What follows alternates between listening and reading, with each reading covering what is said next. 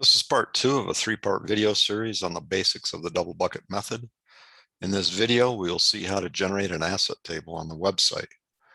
When you go to the website, which is the doublebucket.com, you'll need to click on the Variable Annuity Calculator. It will describe a little bit on how to use the calculator.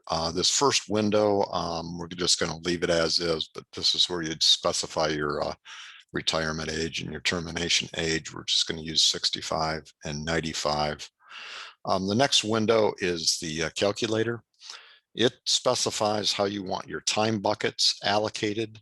We're just going to accept the defaults here, and we'll talk about how to change those later in the next video. But for now, let's accept the defaults, and we're going to compute the annuity table.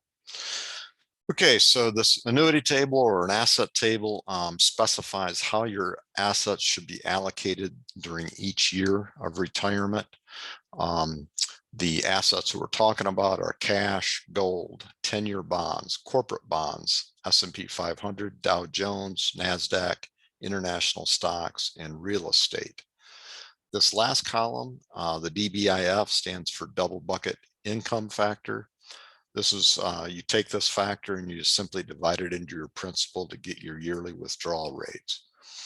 So you can see here the first year you got 9% cash, almost 15% gold, so on and so forth. These numbers should add up to 100%.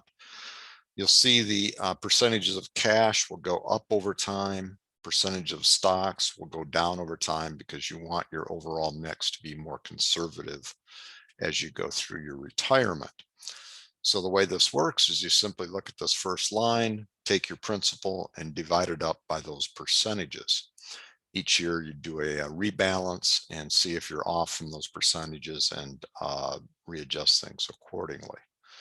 You could now take this table and use it to do your retirement plan and to allocate your assets and to derive a withdrawal rate.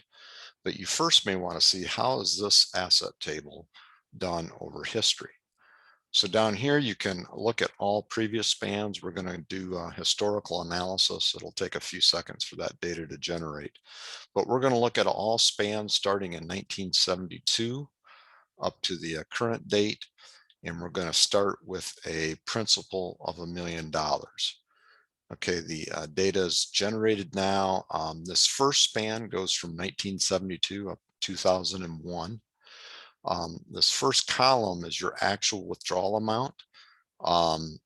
And you can see this goes up pretty dramatically. And the reason is that the market did pretty well during that time.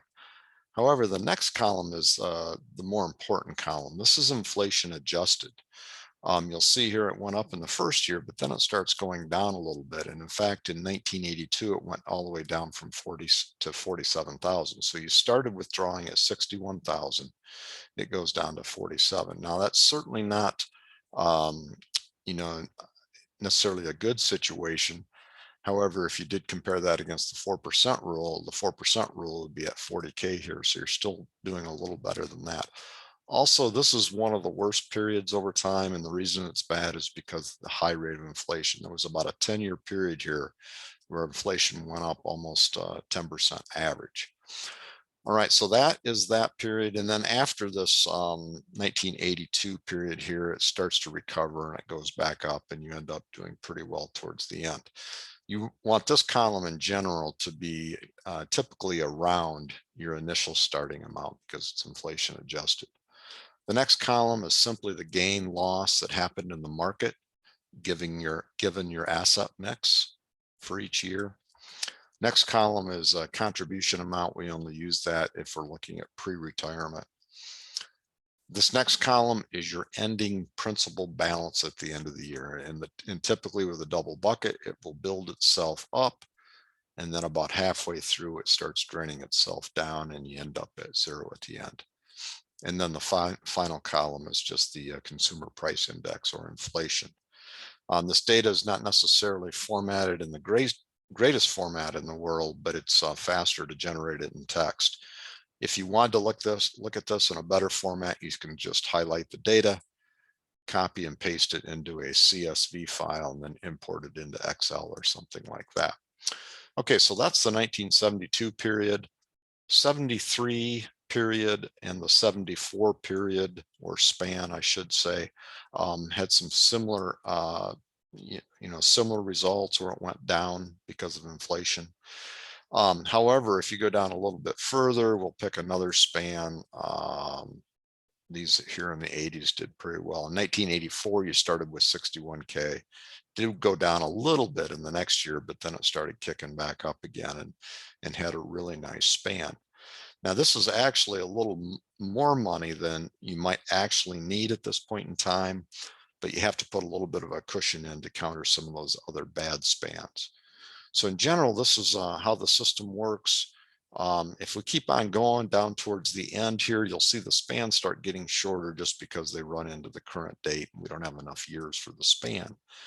But this span here might be interesting because it covers the Great Recession of 2008, and it would suffer a little bit too for a period of time, but it starts recovering as well. Okay, so that's how you can run the historical data.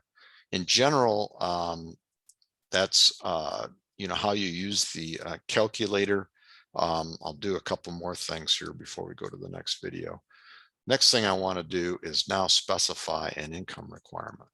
So let's say I'm just going to do one age range here, and instead of 61,000, let's say, I needed $88,000 a year. So I type in 88,000 as my requirement, compute the annuity table, and then you'd see down here, we calculate the current savings. So to satisfy $88,000 a year, you'd need a principal of 1.4 million or more. So anyways, that's an overview of how to use the calculator. In the next video of the basic series, we're going to talk about how to derive these asset allocations for the time buckets. Thank you for watching.